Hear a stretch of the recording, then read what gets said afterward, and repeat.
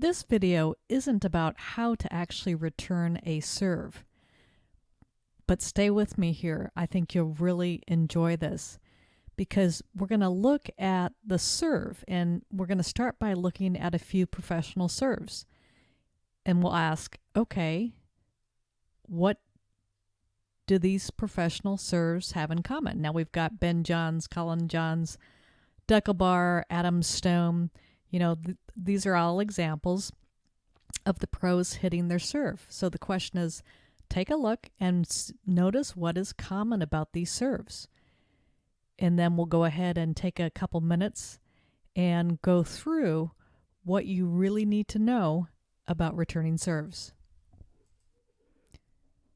All right, what I did in this next section was I took and created a little red box around the ball. And you can see that in general, this is where the ball is bouncing. So I was trying to really identify the location of where the ball is bouncing. You can see in this first shot that the ball is over there to the right of the box. Now in this next photo, you'll see that the box is in the same place and the ball is kind of a little bit lower in the box.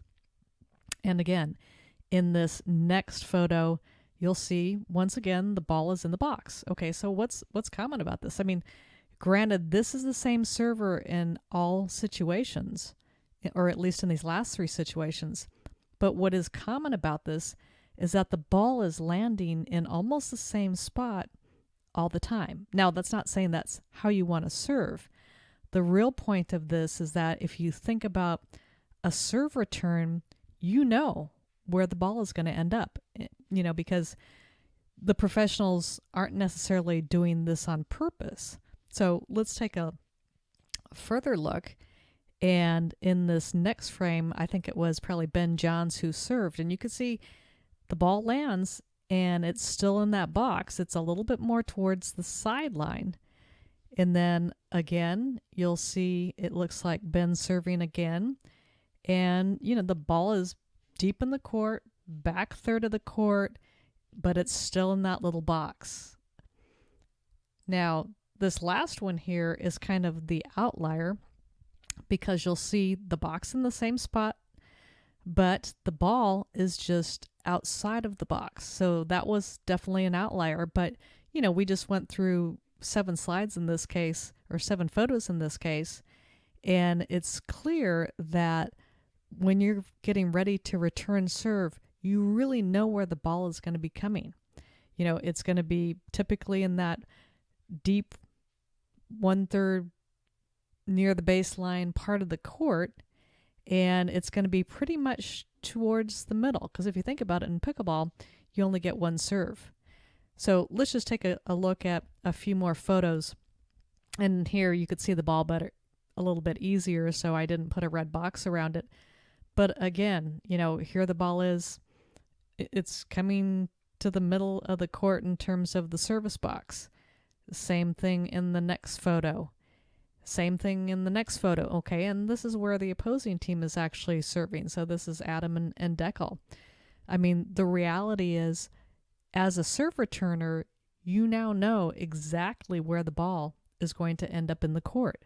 Now, even as amateurs, most people are not going for the lines. People are just trying to put the ball in play in the court, ideally deep in the court. So what this means as the serve returner is you know exactly where to stand, you know exactly what to expect, and you should be, ready to be in position and hit the shot.